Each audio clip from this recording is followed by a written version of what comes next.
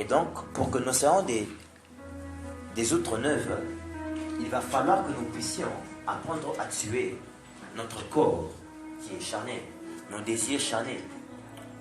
Il y a la mort qui doit s'imposer.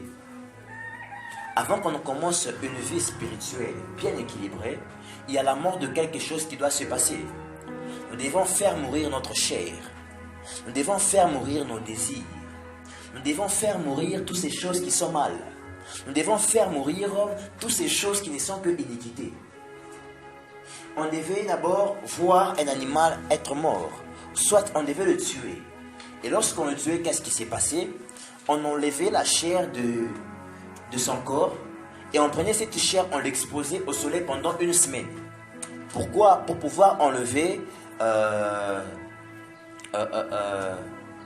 pour pouvoir sécher la peau et enlever des graisses, de l'huile qui était dans la peau.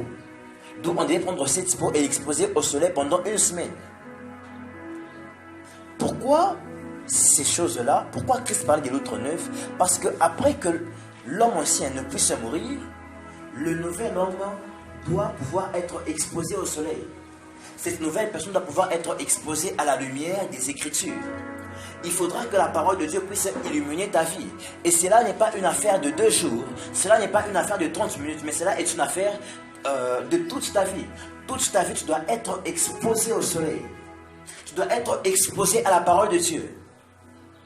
C'est là qu'un chrétien qui ne lit pas les Écritures, il tombe face à la tentation. Je vais vous donner une clé, c'est que on ne résiste pas face à la tentation dans la prière, mais on résiste face à la tentation lorsqu'on a la maîtrise de la parole de Dieu.